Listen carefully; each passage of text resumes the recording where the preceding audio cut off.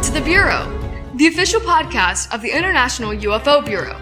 Founded in 1957 and reimagined for today, we're fusing decades of discovery with next-gen tech to uncover the truth about unidentified anomalous phenomena. Join Executive Director Terry Keel, CEO Mindy Totfest, and Director of Research Melissa Madrigal. 3 generations, 1 mission: to investigate the unknown and bring the truth into focus. This is The Bureau.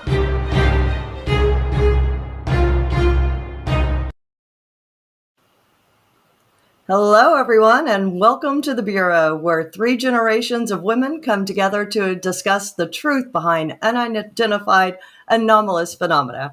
I'm your host, Mindy Totfest, and I am joined today by my 2 lovely co-hosts, Miss Melissa Madrigal and Miss Terry Lynn Kill. Welcome, ladies. Hi, thank you for having me. I'm a little tongue-tied today. You're tongue-tied. What's going on? I know. We're getting close to Halloween, and of course, it's my favorite time of year. So lots of activity and excitement around my house as we get into the Halloween season, just a couple days away. And 3i Atlas is supposed to be making its closest approach to the sun here pretty soon, within the next couple of days. So we'll be keeping an eye on that. So, yeah. Melissa, I know we were talking right before we came on, and you were looking at some of the historical cases, and I'd love to hear what you have to say. Yeah, perfect in time.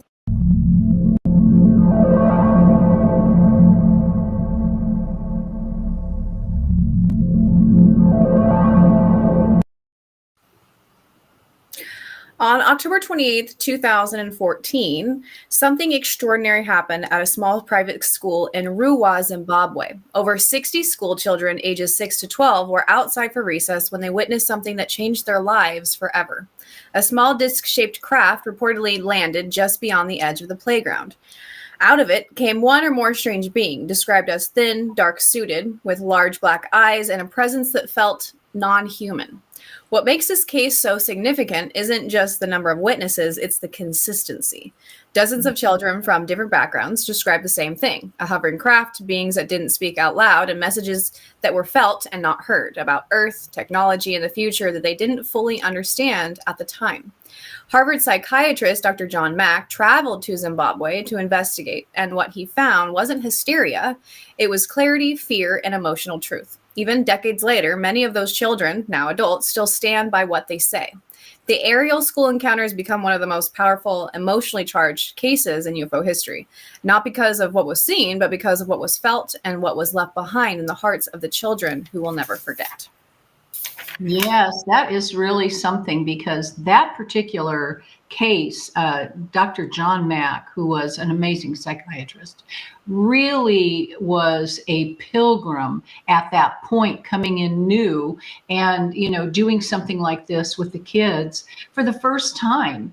So it was so interesting to watch this all unravel back in that day.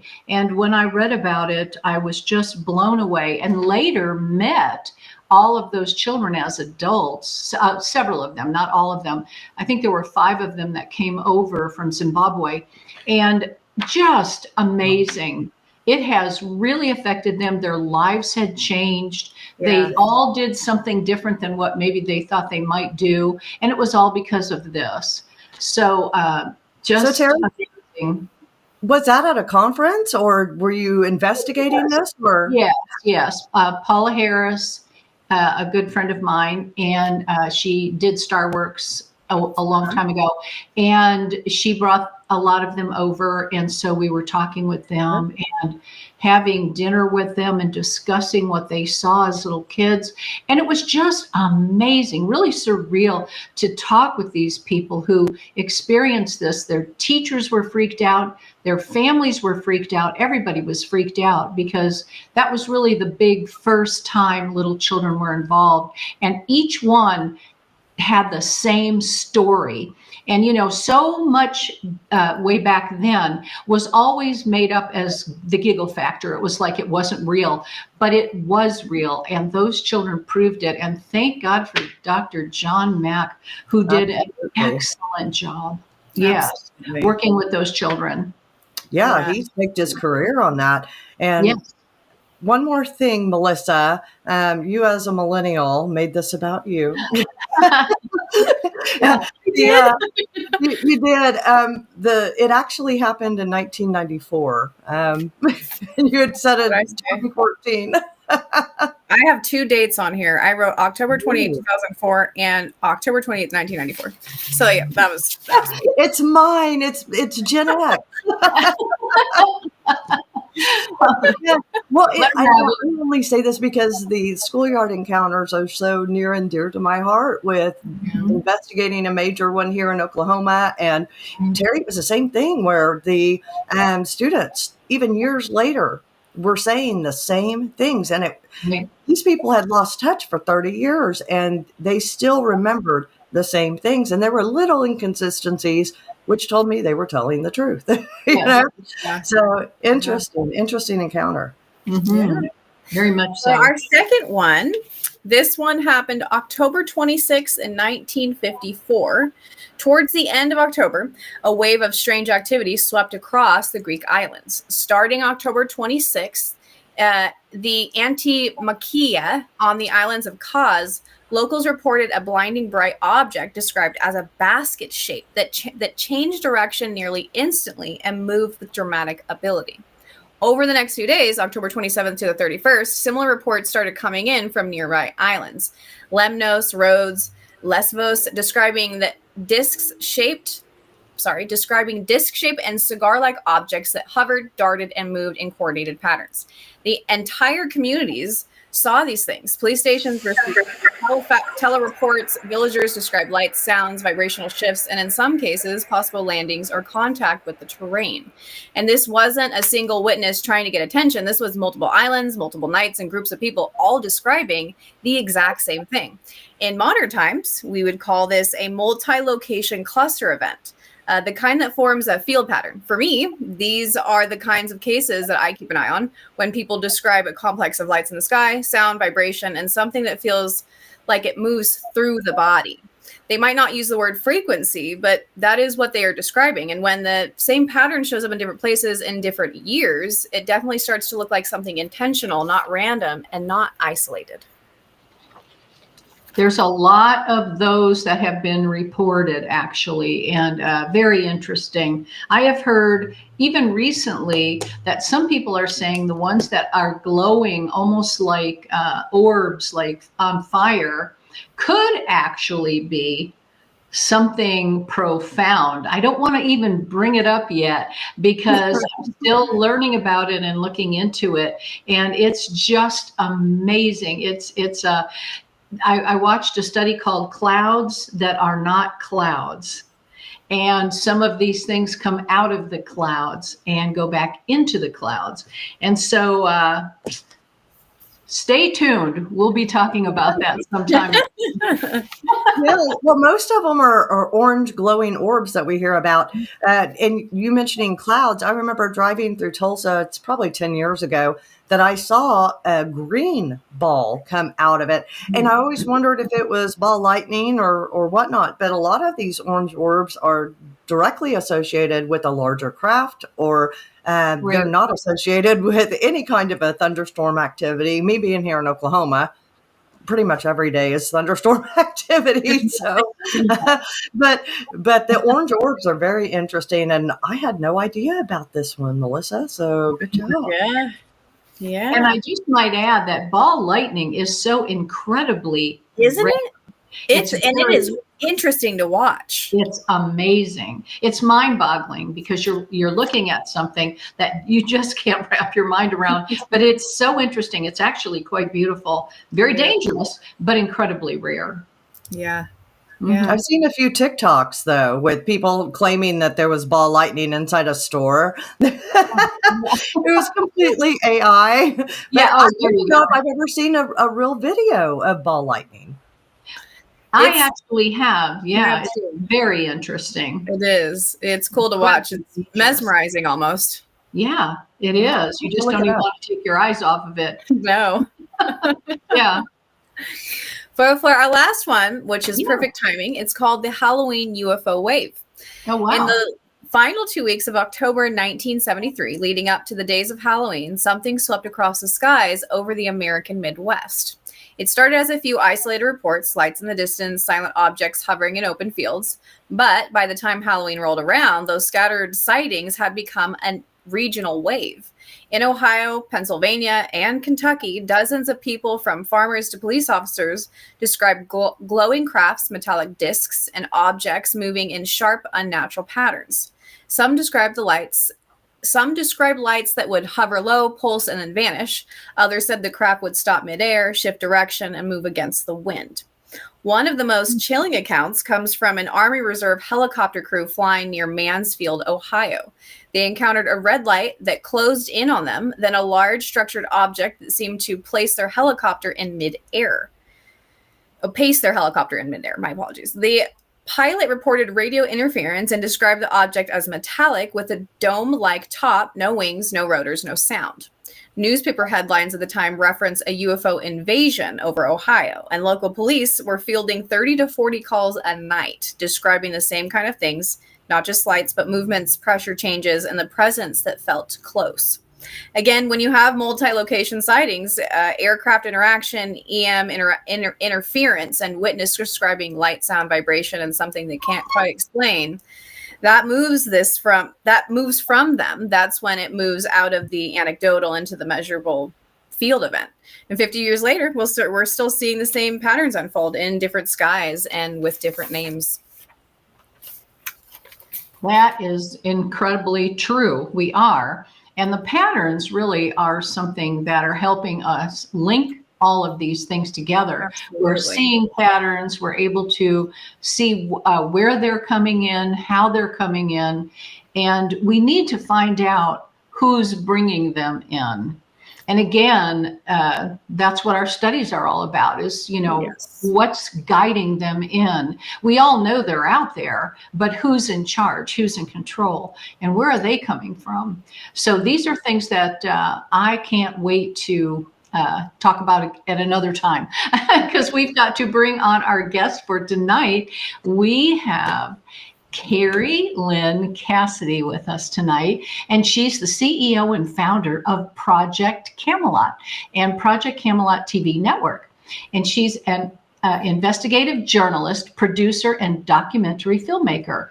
She's spent 20 years interviewing thousands of whistleblowers, especially within the secret space program known as the SSP. A former Hollywood professional and remote viewer practitioner, Kerry's work spans global conferences, documentaries, and a viral alternative news presence.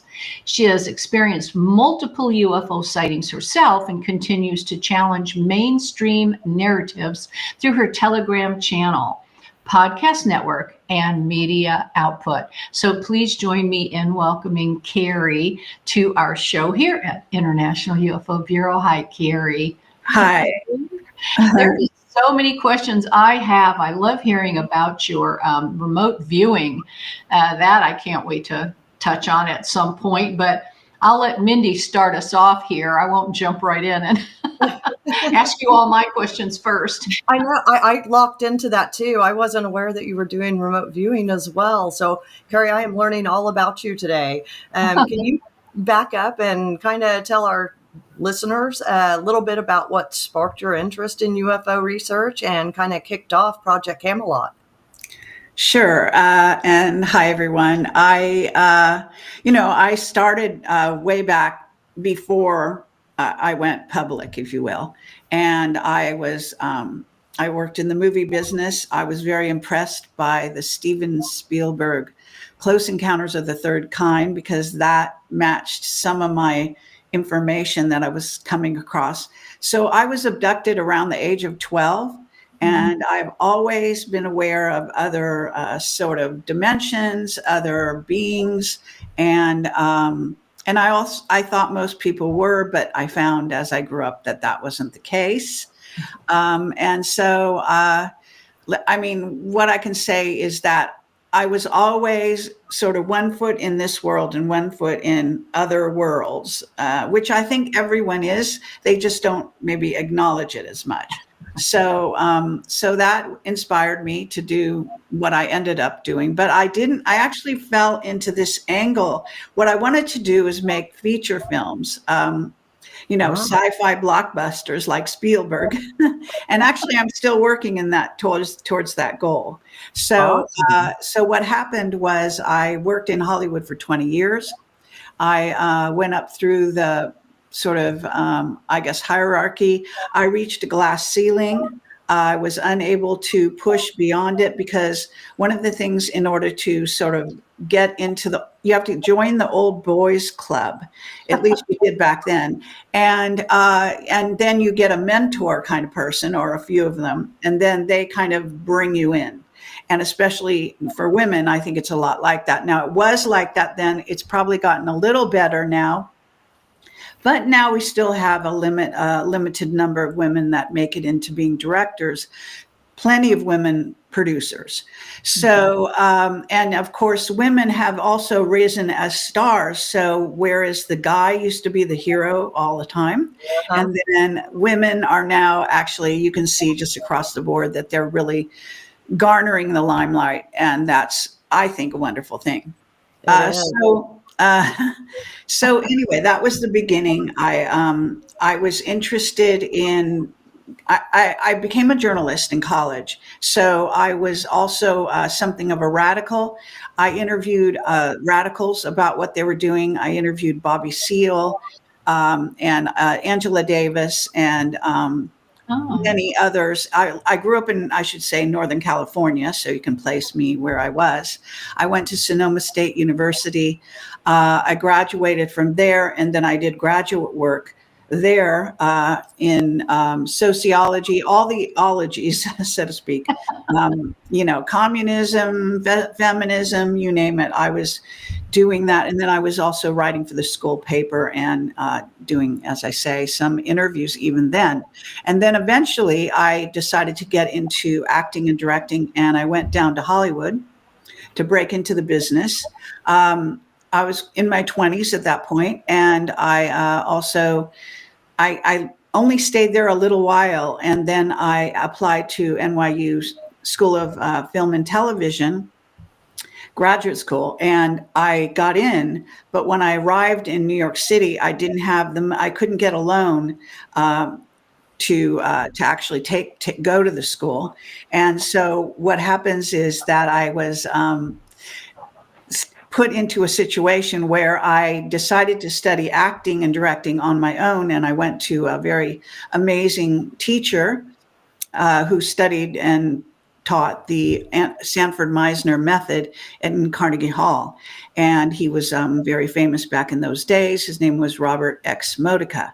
So I would work during the day in the film industry, doing sort of lower level jobs. And then I would at night study in this acting class and directing. And I would do that in Carnegie Hall. So until from 6 p.m. at night until 12 midnight. And it was kind of an unusual, very intense. And it was behind the Carnegie Hall. There are tons of little studios, if you don't know.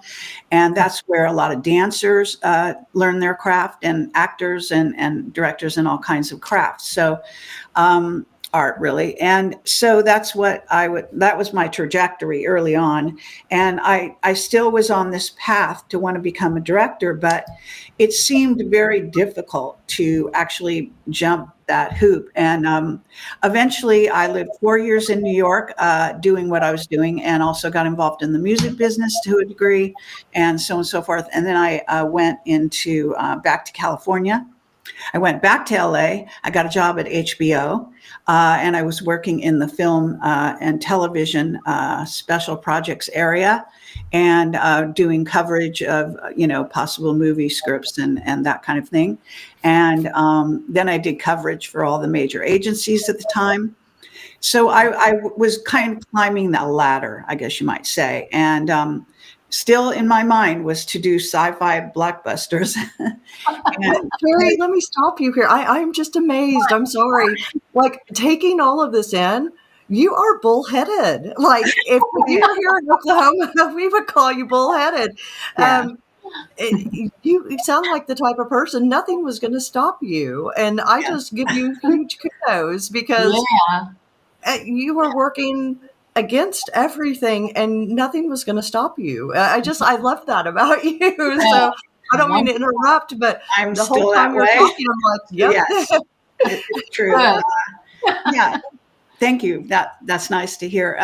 So anyway, that was my movie business background. So when I got into the UFO world, again, I'm bouncing back to when a 12-year-old contactee abductions. I saw ghosts. You know, people see ghosts, that kind of thing. Yeah, and they do. I was very psychic intuitive.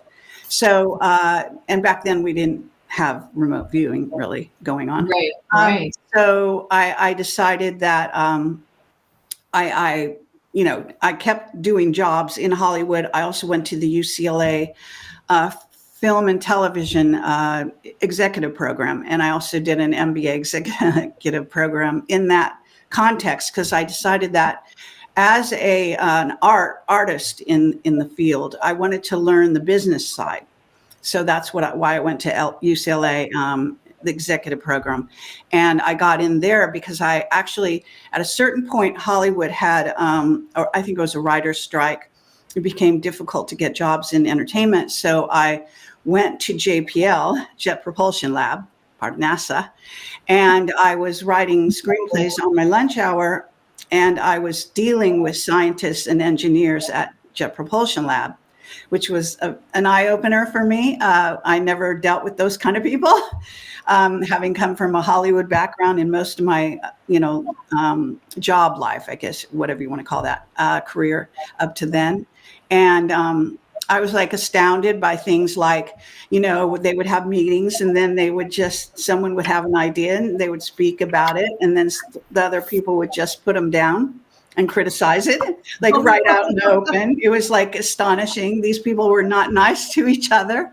Oh my goodness. So I learned a lot though, and it was fascinating.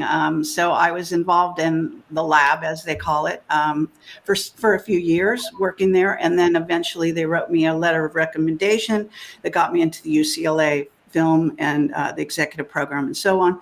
So it kind of things bounced off each other, and so I became what you call a back pocket client at CAA back in the day.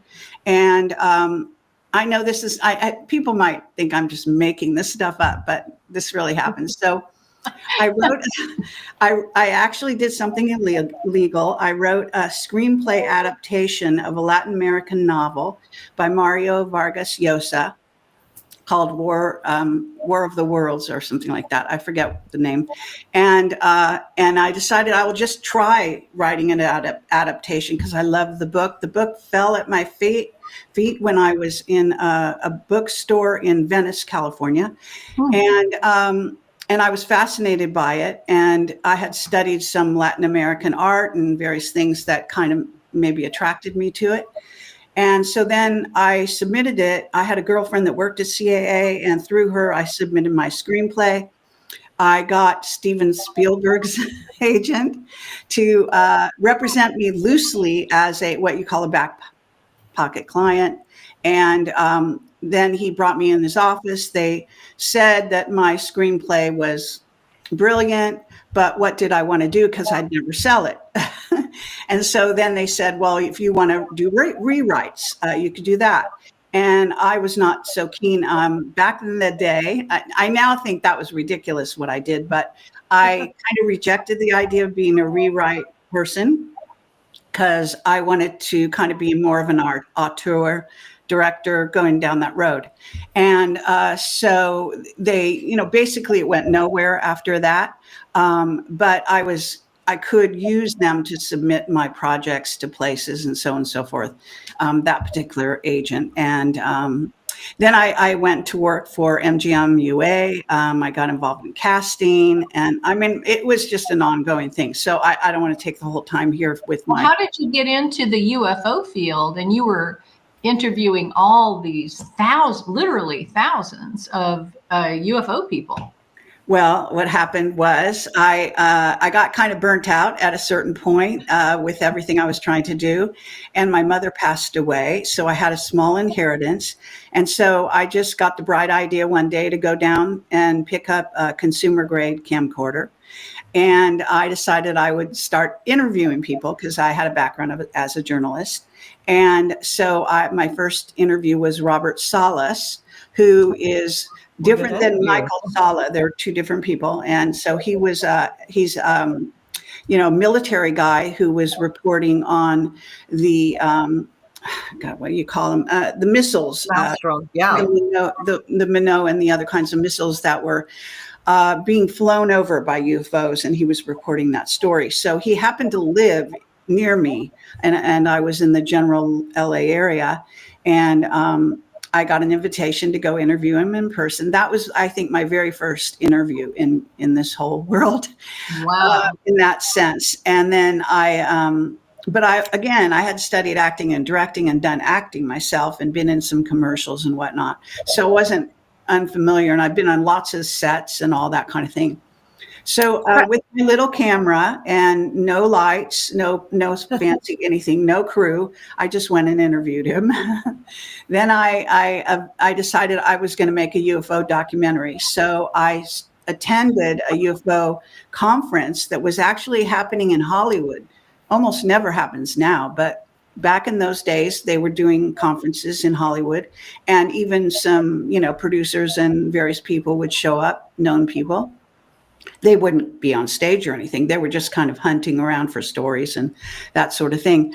So, and I still have the little documentary I made back in the day. It's called Have You Seen a UFO? And the reason I made it like that was because I was listening to speakers on the stage talking about the whole scene with the ufology. And I noticed that none of them talked about having their own encounters. And this is way back when in the day, because I started in 2005, when they wouldn't talk about alien abductions or alien interactions. That was actually considered bad form or whatever they were doing back then.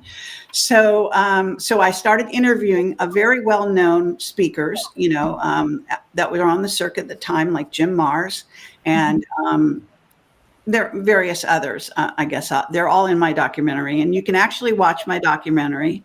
It's on my website. You just put in, have you seen a UFO, or just UFO, and you'll find it. So that was my kind of launching into the sector, and I started to go to conferences. And then I met Bill Ryan, who was my first partner in Project, and we decided to create Project Camelot because when I met him, he was representing what's called Serpo.org, which was from the end of Close Encounters of the Third Kind. He was, there was this project that was run by the DIA and Defense Intelligence Agency, and he became sort of a loosely speaking, a spokesperson and a webmaster for that project that was there was a news group that was put together by a guy named Victor, and he had I brought a bunch of journalists, people that were intelligence agents and ex-military, and all these people on this news group. And then they would trade information back and forth. And so it was amazing that I got onto the news group. I don't know, someone must have noticed me or something. And Bill was also on there, and that's how I met him. And I invited him for an interview. I went to the conference. I showed up with my little camcorder, no lights, no anything fancy. And he had just gotten interviewed because he was a speaker at the conference. He had just gotten interviewed by crews with, of people. And so he looked at me and I said, "Are you ready for the interview?" And when I went up to him, I made an appointment a few months ahead. And he kind of looked at me like, "Who the hell are you?" And I said, "You can come with me." And I brought him up to my hotel room and I set up my little tripod. And then I just, I did my thing, which I'm still doing. And I answered him asked him questions, and he gave very good answers. We had a good rapport, and eventually published that online, and it was very popular. And he and I really hit it off as friends.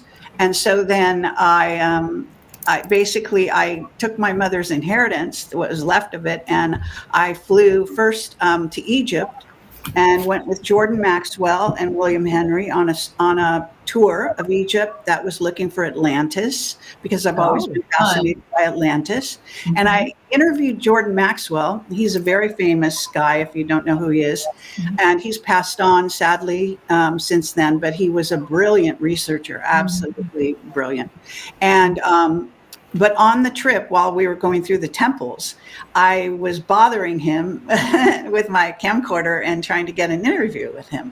And so he finally let me, and he said, "You can never release this until I tell you." And so what happened was, it was all about his encounters with UFOs and aliens.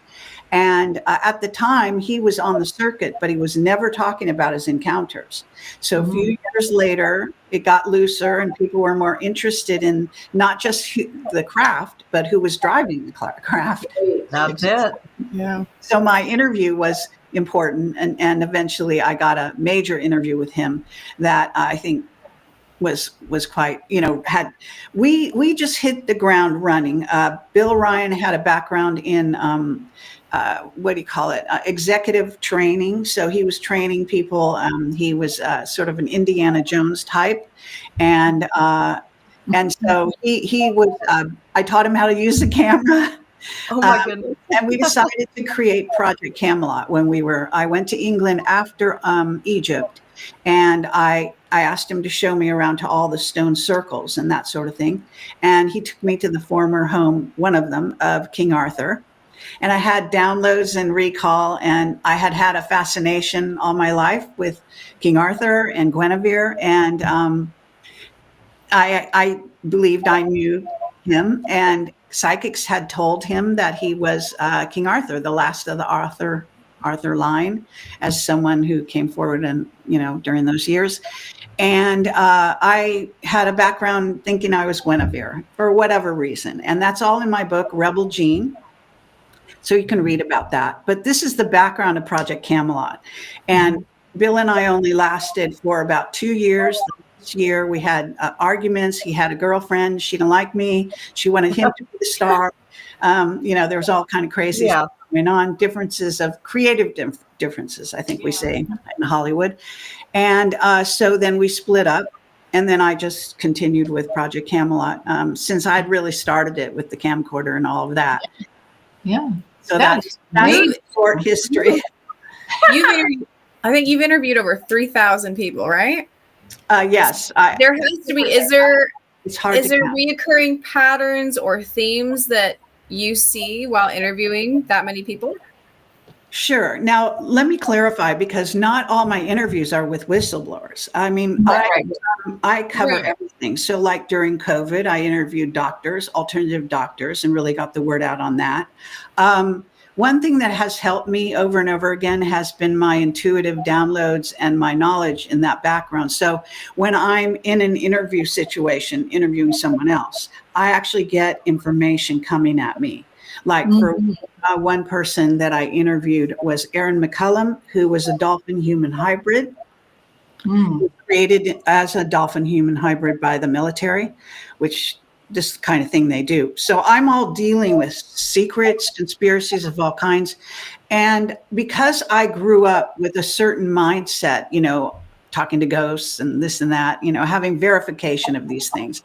And I love mysteries, and I don't close my mind to things. So I don't decide something and then close the door. I do come to conclusions or possible conclusions or theories, but I always keep an open mind of everything. It just happens to be the way I am.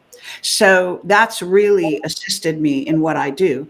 And so I have, the real meat and potatoes of Project Camelot was and is our whistleblower testimonies. But as time went on, you may know that Julian Assange and Edward Snowden were used as examples of whistleblowers, and they threw the book at them, that kind of thing. Yes. So since that time, whistleblowers have been much more reticent about coming forward. And if you listen to the UAP hearings recently, then you will see that Grush talks about how they are being persecuted, even him, for their testimony, even today. And there's a person who testified at the recent UAP hearing called last name Borland, and he was on a military base where he lived. He saw a UFO come forward and sort of towards him. He told that story. He didn't, to his knowledge, have, ET encounters or anything like that. That was it. He saw a UFO, but he told some of his, military mates, and basically it got back to the, I guess, command structure, and he got brought in for questioning and tests and all kinds of crazy stuff, and he was persecuted. Basically, he got fired from his job that he had, and his lost all of his. Wow. It's all actually on an interview that he did with George Knapp and Jeremy Corbell. Credit, they did like a series. I think there are 3 altogether, and I post everything on my Telegram, so you can, anything I'm currently researching is on there, and articles that I think are worth seeing, even things I disagree with, I put on there from time to time, and then I do a whole commentary, and I do this at like 3 a.m. I've just been on this story as an investigator for really 20 years, and it never got boring. Now I seem to have reached some kind of semi-pinnacle. We're really at the verge of disclosure, as you may know, and it's gotten a bit repetitive for me at this time in terms of trying to push the envelope forward and getting pushed back. I have had, they've tried to kill me. They also tried to kill us in the early days. And, I've had all kinds of crazy stuff going on in that regard. People don't understand that. They don't understand the risks that a lot of us go through, the harassment. I'm sure you've had threats and all kinds of stuff. And especially being a woman in the UFO sphere, how much we put up with that. I think it goes unspoken quite a bit, but I'm sure you've dealt with your fair share of it after 20 years. But kudos to you for seeing it through 20 years now. That's incredible. Thank you. Yeah. And there are a lot who have been actually killed, like Dr. Carla Turner and gosh, I can't think of the guy's name at the moment. Don't get old, okay? Well, several of the whistleblowers have died. They've killed them, and and some people don't realize that they were murdered as opposed to having, a timely death of whatever it was. Suspicious. So, arguably some of the great whistleblowers have been killed or had early deaths, and so on and so forth. And I have a whole list of those people. Oh, I know. I do too. I'm just not looking at it. Let me ask you though, Kerry, looking back over the span of these thousands of interviews, was there ever anyone that really stood out and changed your perspective basically forever? It played into your life in such a way that it really changed you? Well, the funny thing about my life, again, is also because by the way, I didn't say this, but I was very into Eastern philosophy, and I had traveled to India and Egypt before the time I went there with William Henry and so on. And I have past life recall as well. And so I have knowledge. I seem to have a knowledge base that I bounce off of. So a lot of times, like I was into Atlantis, I was just going to see more things about Atlantis when I followed that trail. And I just have recall. And when I go to a foreign place, it triggers that recall. So I will have downloads. I can even bilocate before going there. I have all kinds of information come at me. And I will be right. I mean, I've tested some of this stuff. Like I was with a friend, and I was at a castle in England a few years ago. and we were it was all, gone. Just the foundation was left. And we were walking around, and I came around the corner, and I said, and that's where the kitchen was. And then planted in the ground was a little thing saying kitchen. So, I've had these kinds of things go on in my life a lot. I get advanced knowledge. So I don't, I just want to say that happens, with Aaron McCullum. I knew that he was a dolphin human hybrid. I don't know how I knew or how it came to me during the interview to ask him that question. And he said, yes.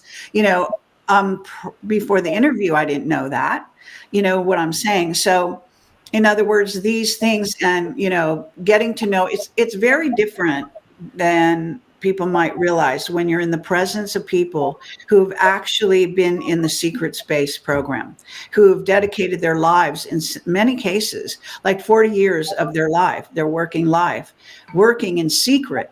And they come forward as whistleblowers because they reach a certain age and they realize that humanity needed to know this stuff. They need to know the truth. And so it would prey upon their conscience as they got closer and closer to dying and so on and so forth. So that really inspired them.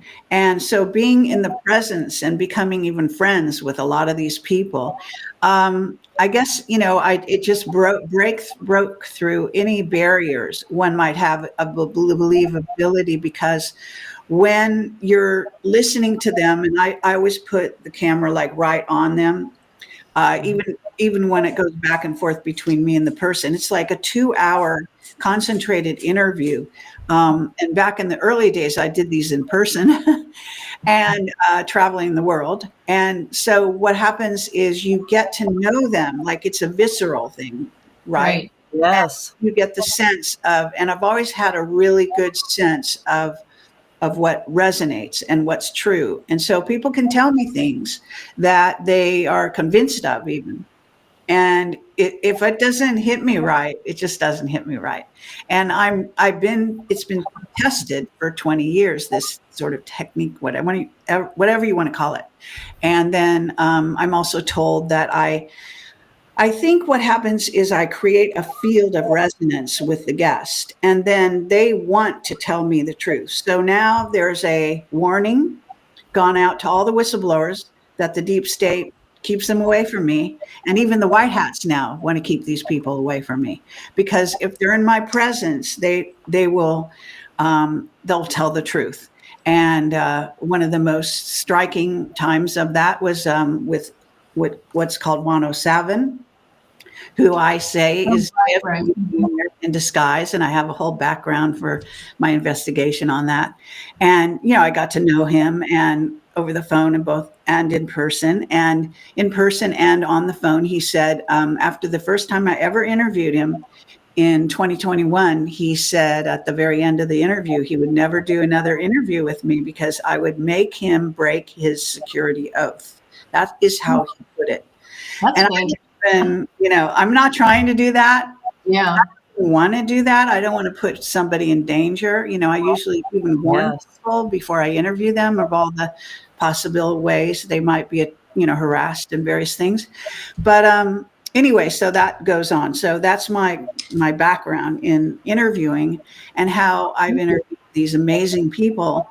And when you're really in their presence and they're telling you the stories, Bob Dean, amazing man, he was a truth teller, that's what he was. And he was a wonderful man.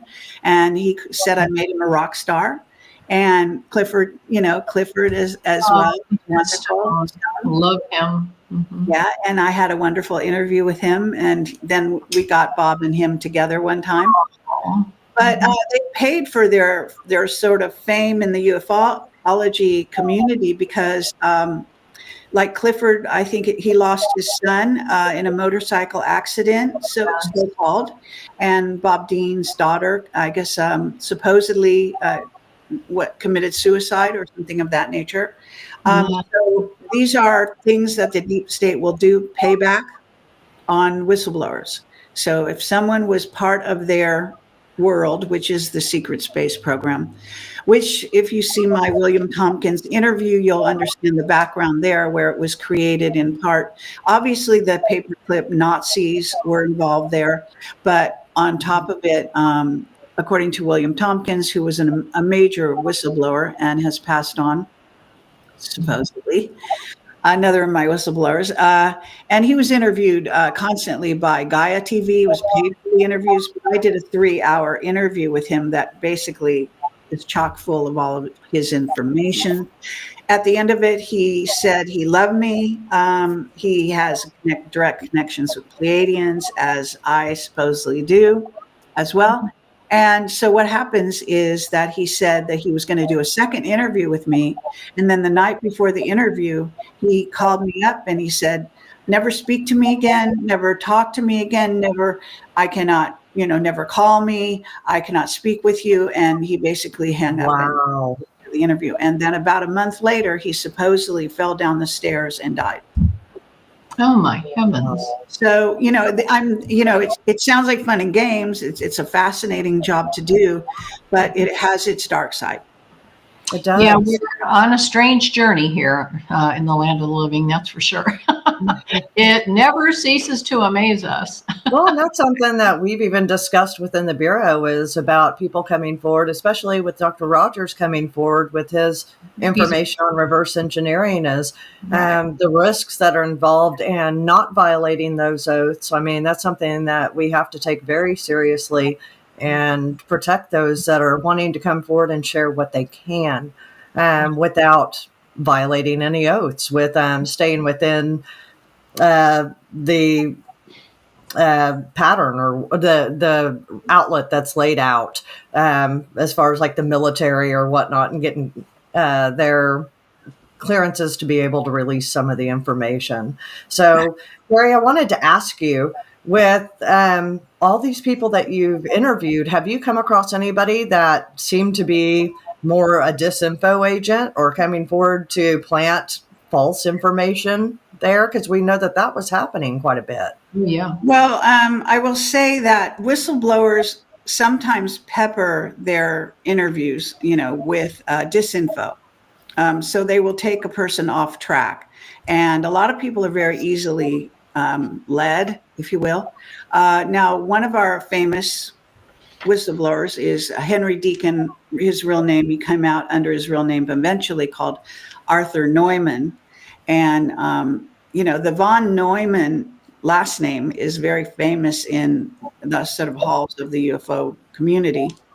So I don't know if he changed his last name or he's really von Neumann, but at any rate, we interviewed him, and he worked at a very famous lab, and was very sort of he worked in not just in the whole secret space program and space programs in general. They have what we call silos, where the right hand doesn't really know what the left hand's doing. That's a method of keeping things secret. But he was, I guess, multi-talented, so he ended up working in many different areas, and he was extremely knowledgeable. He had a huge conscience that drove him forward. So he actually came forward as a whistleblower, not as old as some of them. In other words, some of them that I've interviewed, fabulous men, have been in their 80s by the time they got the crisis of conscience and decided they were going to tell the truth. In this case, he was not that old. He was maybe close to 60s, retirement age or whatever, but in the younger side. And he did say that he would go to Mars and have lunch on Mars through, at the time they called it a jump room. It's a portal. And then he would come back to Earth, and he worked, he was involved in 9/11 in what happened there. And, he had an incredible amount, background, as I say, being on Mars and working on Mars on and off and all that. So you asked me, what is the biggest thing? The person is talking about, living and working on Mars for different, short times and then also longer times. And that, in a common way, like that, it's not surprising type of thing. And because of the vetting we did on him and the amount of time we spent with him, we got to know him very well.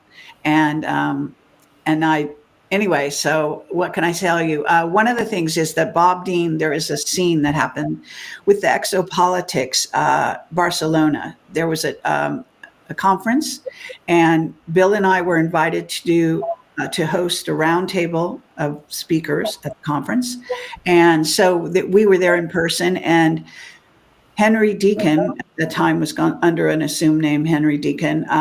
He was invited as a result of doing a prior conference where he came on stage as a whistleblower, that we had sort of put out there.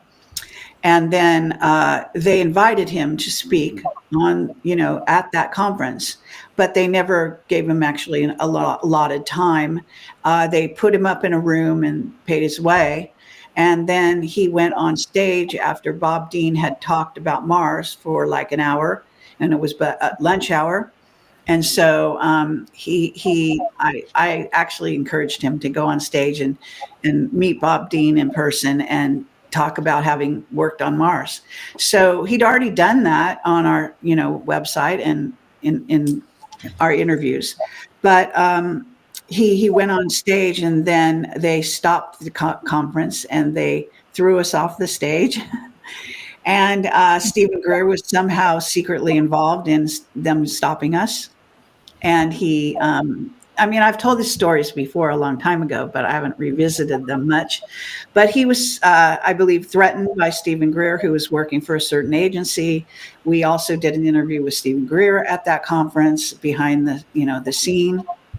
And I didn't want to interview him at all. It's a famous interview in which he and I have quite a argument about what the lies he tells, and so on and so forth. So there's a lot that has gone on with various whistleblowers, and how they're allowed to speak or they're not allowed to speak, how they're stopped, and various things like that. We wanted to talk about the 3i Atlas, but we have a question from the audience, and the question is for you, Kerry. Are you still following Ashayana Dean workshops? Ashayana moved to Ireland permanently. Is she planning to do a follow-up interview with her? Well, I have, I've been in touch with her in the past, and I have a direct line to her. I interviewed her. We did, I think it was a 6-hour interview. Wow. I also ended up traveling to India with her and her group at the time, that I knew psychically the minute I got off the bus with the group in India, that group was going to split up. And I was exactly right. During that trip, they ended up splitting up. They had all kinds of lawsuits and all kinds of stuff go on. But I maintained a good connection with her. I had a lovely rapport with her. I instantly knew. I actually stumbled on her work at JPL during my lunch hours. I used to surf the web and look for information. I stumbled on her website, and I got a psychic download that was true and it was right, and I was very excited. And I also discovered Mark Richards that way when I was surfing at JPL, the internet. And so what happens is that I've invited her many times to come back, and she so far has not been willing to do so. But I am one of the only people who has interviewed her ever.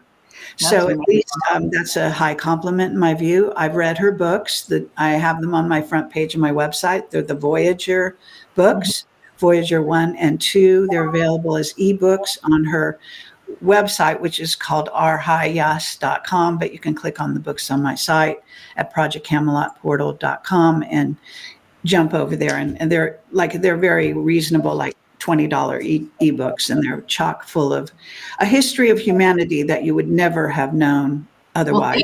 Well, thank you for answering that for her. We are running out of time. Can I just get a real quick, what's your latest thought on 3i Atlas? Like maybe a minute, and then we've got to kind of wrap things up because we're at the top of the hour already. So we're over where we're supposed to be, but go ahead.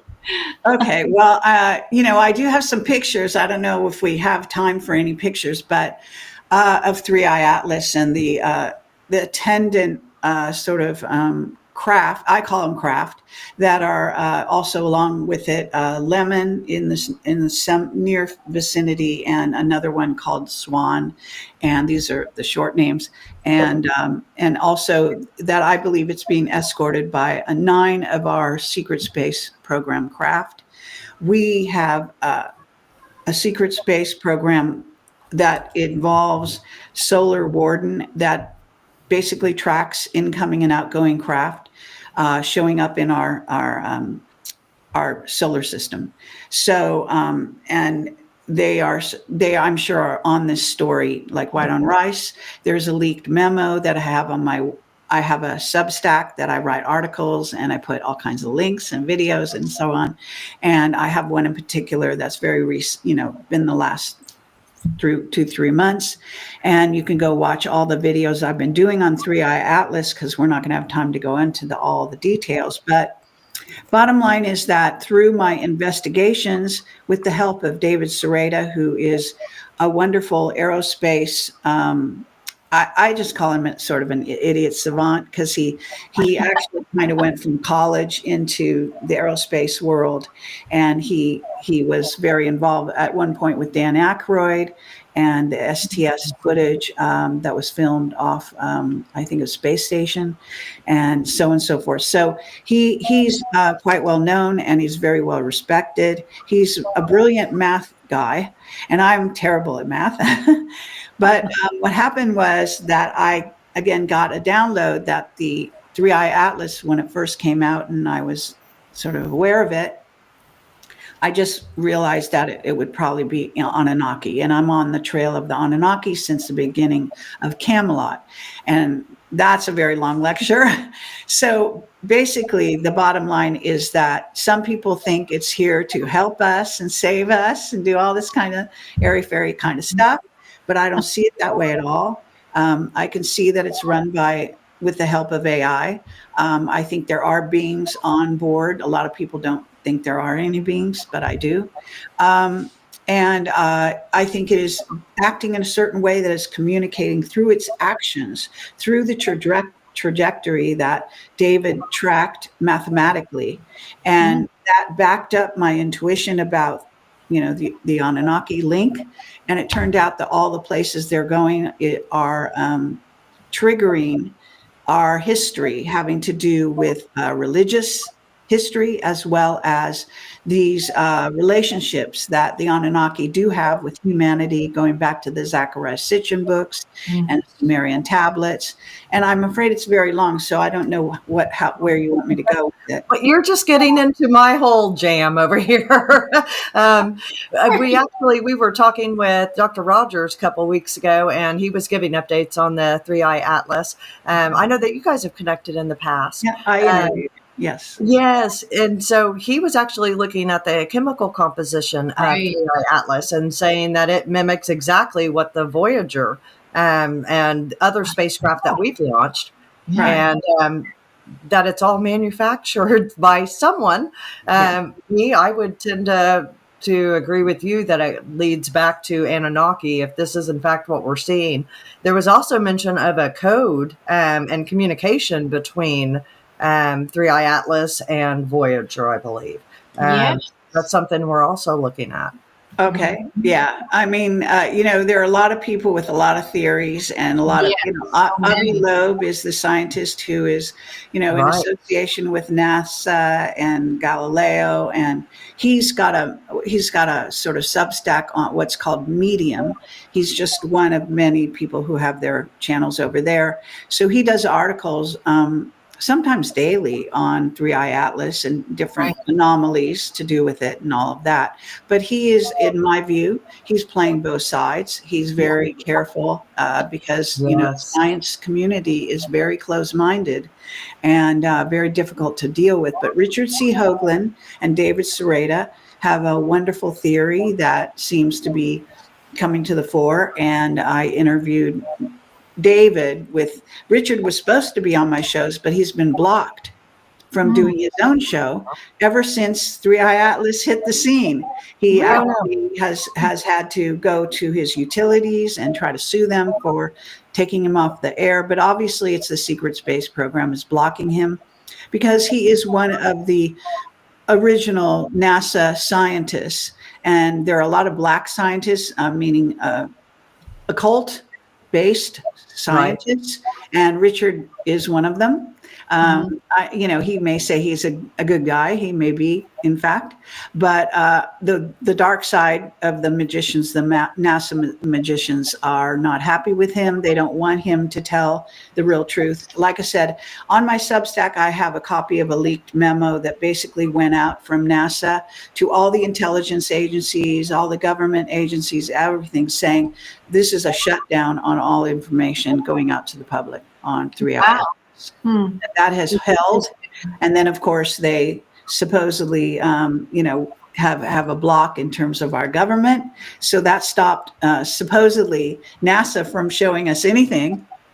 And we're right today is when 3 Eye Atlas is supposed to come out from behind the sun. I saw a quick download online, but I can't find it. So I don't know if somebody put something out and got scared and put it away or it got deleted. But I saw that it actually has already come out and it's already early. That's what it said. It said it came out a day and a half early. But today is the 29th, and today is the day it was slated to be in perihelion. And I have diagrams and whatnot to show if we had time, but we don't. So just saying that a lot of this stuff is on my Telegram, it's on my website, and it's on my articles on Substack, and you can find the link at the top of my webpage, Project Camelot. Okay. Yeah. Thank you, Kevin. If you want to tell people where they can find you. Portal.com. ProjectCamelot.tv also works. But like I said, if you want to go there and then go to join my Substack and it's free to do that. And it's free to also be on my Telegram, where I post daily, literally daily. And I post commentary on what's happening politically. I'm very into politics. I'm very into the white hats and what Trump is doing and all of this. And I write many articles, some of them highly critical of some of the things I see them doing, and some very complimentary, because I consider myself a white hat, even though when I tried to join them, 107 said no. But anyway, and I have 2 brand new books out called Space War. My interviews, which are 12 interviews altogether with Captain Mark Richards, who worked in the secret space program since he was a child. Wow. Yeah. You do have that rebellious gene, it says. She does. I love it. So, Kerry, thank you so much for being with us today. And I wanted to ask you, just to wrapping up, something that is important to me. What advice would you give to women that are entering the UFO field? Because I have Terry, who mentors me, and then me mentoring Melissa. You're one of the very few handful of women who have stood against the good old boys club.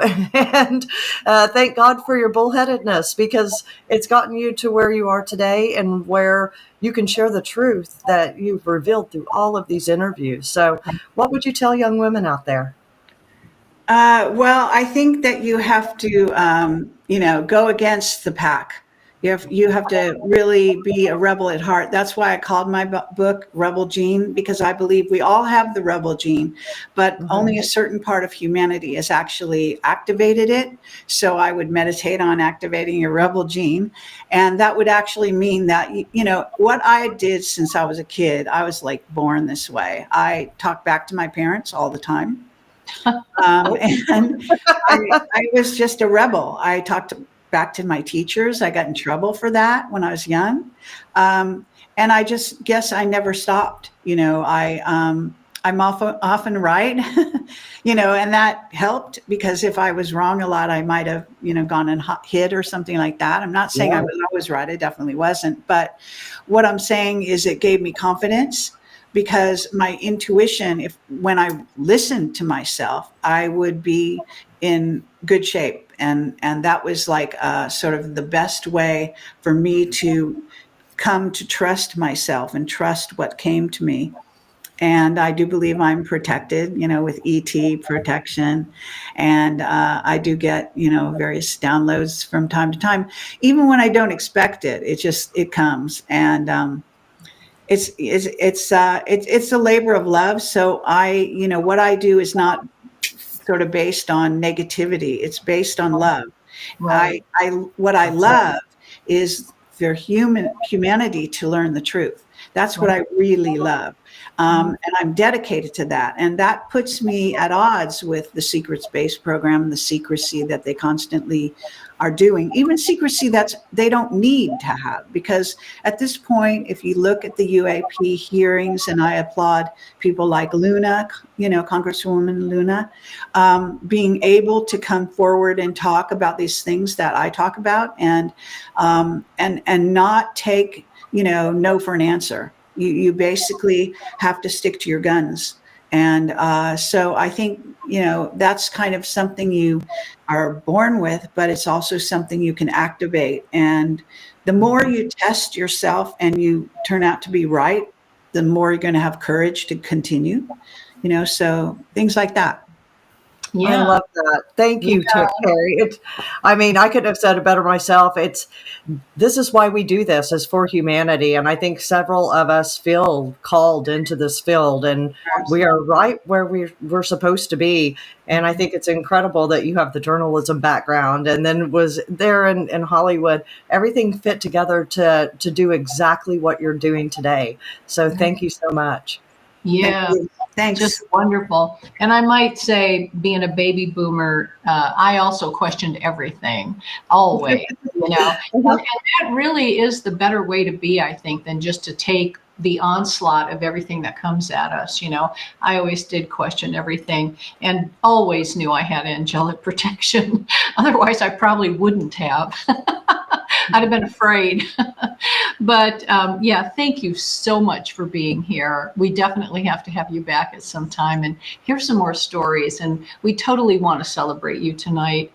20 years is saying something. And you were like swimming against the stream the entire time. And I just want to acknowledge you for that, because it wasn't easy. I can see that now. At the time, I didn't even understand what was happening, because, we were young and we were working it out as we went every day. And I applaud you for all your hard work. Thank you very much. So nice to have you on tonight. And I do want to talk about our show for next week. We've got a special episode coming up for the International UFO Bureau. And we want to talk about our favorite guy, Hayden Hughes. Yay! He was the forgotten pioneer of UFO research. He was the first, 1957. And I have to say he was the best. He did it all. He had reports from Jimmy Carter, one of the United States presidents, trusted him enough to seek him out, not the other organizations. And that is saying something. And he was the beginning of the rise of International UFO Bureau. He put this together. And we are just so completely proud. And next week, we'll have David Ferris. He is a TV person